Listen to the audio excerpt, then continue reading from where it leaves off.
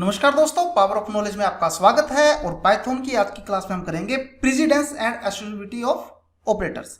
तो अगर हम प्रेसिडेंस और एसोसिएटिविटी की बात करते हैं ऑपरेटर्स के अंदर, तो हम इसको यूज क्यों करते हैं? हम किसी भी ऑपरेशन को परफॉर्म करना चाहते हैं तो हमें वहां पर ऑपरेटर की प्रेसिडेंस को चेक करना पड़ता है कि क्या ये वर्किंग को परफॉर्म करेगी, और अगर परफॉर्म करेगी तो किस सीक्वेंस के अंदर परफॉर्म करेगी। तो यहाँ पर जितने भी वर्किंग होती है वो होती है एक्सप्रेशन के ऊपर। अब एक्सप्रेशन क्या होते हैं? The combination of value, variables, operators and function call is term as an expression. की कॉम्बिनेशन वैल्यूज का, वेरिएबल्स का, ऑपरेटर्स का और फंक्शन कॉल का, हम यहाँ पर इसको एक्सप्रेशन कह देते हैं। तो पाइथन इंटरप्रेटर इवैल्यूएट करता है वैलिड एक्सप्रेशन। तो ये इंटरप्रेटर का काम है कि वो ये चेक करे कि क्या हमारा एक्सप्रेशन वैलिड है या नहीं है। तो जैसा कि हम पाइथन के अंदर प्रेसिडेंस की बात करते हैं, तो जो प्रेसिडेंस है ऑपरेटर्स की, वो हम यूज करते हैं पेमडास के थ्रू।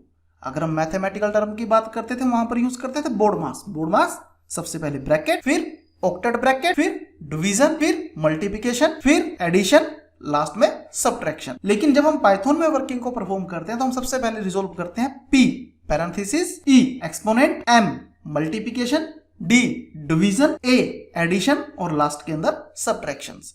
तो आइए हम इसको एक एग्जांपल के थ्रू पहले रिजोल्व करके देखते हैं कि किस तरह से आप इसको यूज करोगे।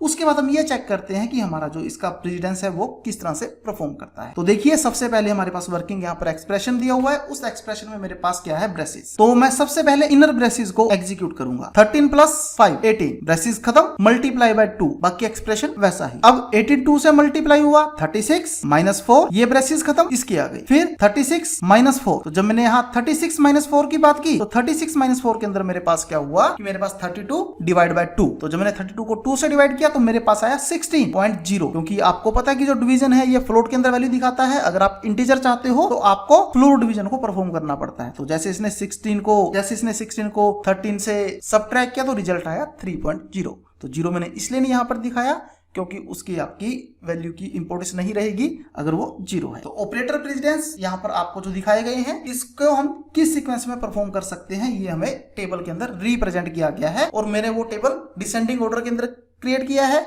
यानी कि जिसकी प्रेसिडेंस सबसे ज्यादा होगी वो। अब ये मेरा टेबल आ गया। तो सबसे पहले ऑपरेटर, सबसे पहले मैंने ली पैरेंथेसिस, हाइयर है, फिर एक्सपोनेंट एक पोजीशन डाउन, फिर अर्नरी प्लस, माइनस और बिटवाइज नो थर्ड पोजीशन पे। उसके बाद मेरे पास मल्टीप्लिकेशन, डिवीजन, फ्लोर डिवीजन और मॉड्यूलर। आपने किया था इसको पेमडास के थ्रू। तो अगर हम पेमडास के थ्रू की बात करते थे तो जो आपके पास यहाँ पर ऑपरेशन है वो किसको करता था? मल्टीप्लिकेशन को, फिर डिवीजन को। तो यहाँ पर मल्टीप्लिकेशन, डिवीजन, मॉड्यूल और फ्लोर डिवीजन। इसी तरह से प्लस और माइनस, ये आपका लास्ट ऑपरेशन था जिसमें आप एएस को परफॉर्म किया करते थे।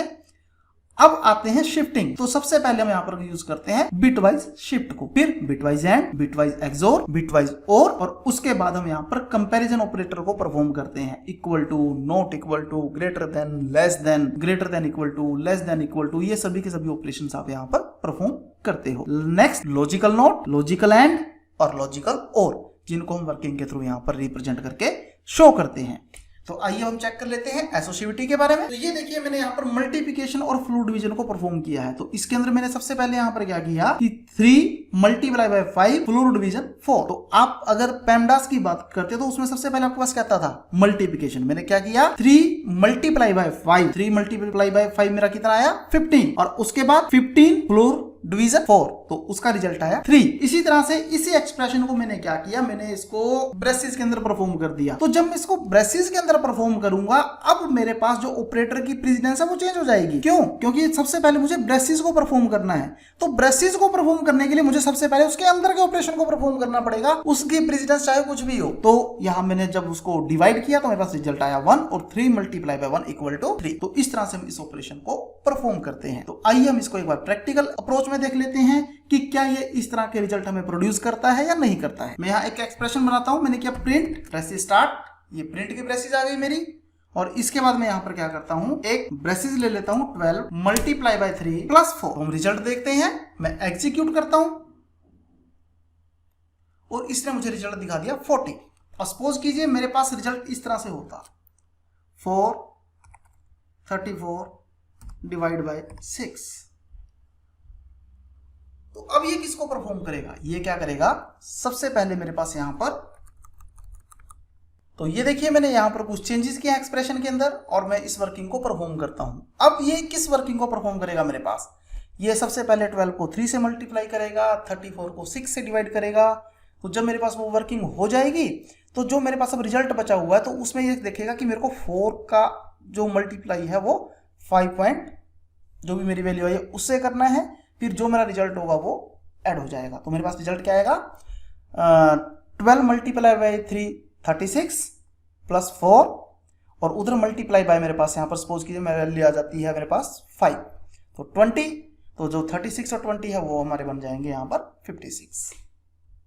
हम चेक करते हैं, ये एग्जैक्ट वैल्यू है क्योंकि मैं अगर यहाँ पर इस सिंबल को यूज करूंगा तो मेरे पास रिजल्ट एक्यूरेट आ जाएगा 56।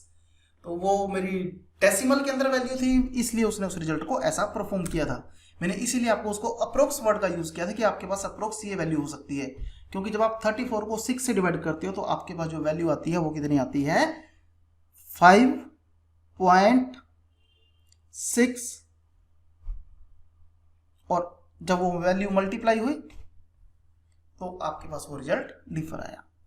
अब मैं यहां पर थोड़ा और काम करता हूं, मैं यहां पर करता हूं प्रिंट 2 पावर 3 प्लस, या मैं कर देता हूं यहां भी 5 माइनस 2। तो मैंने कुछ रिजल्ट को अपने एक्सप्रेशन को इस तरह से परफॉर्म किया।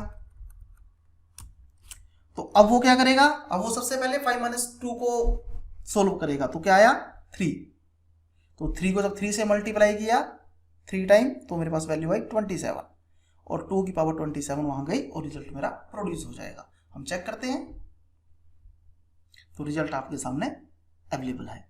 इस तरह से आप इसको यूज कर सकते हो। तो मैं इसको थोड़ा सा और इजी कर देता हूं, मैं यहां पर कर देता हूं 1 ताकि आपको इजीली क्लियर हो जाए। अब 2 की पावर किस पे डिपेंड करेगी, सबसे पहले 5 माइनस 2 3, तो 1 को अगर हम 3 टाइम मल्टीप्लाई करें तो उसका रिजल्ट हमारा एक ही रहता है कि 1 को आप जितनी मर्जी वजह से मल्टीप्लाई करते रहो वो एक ही रहेगा, और जब 2 की पावर 1 बनाएंगे तो वो रिजल्ट भी हमारा 2 ही आएगा। तो वो रिजल्ट उसने मुझे यहाँ रिप्रेजेंट कर दिया और हम अपने हिसाब से वर्किंग को परफॉर्म कर सकते हैं। ये लीजिए मैंने इसको थोड़ा सा और चेंज किया, मैं यहाँ कर देता हूँ और मेरा एक्सप्रेशन मुझे रिजल्ट प्रोड्यूस करवा रहा है। तो इस तरह से हम यहाँ पर ऑपरेटर, प्रेसिडेंस और एसोसिएटिविटी को यूज करते हैं। हमारी आज की क्लास में इतना ही था। Thank you very much.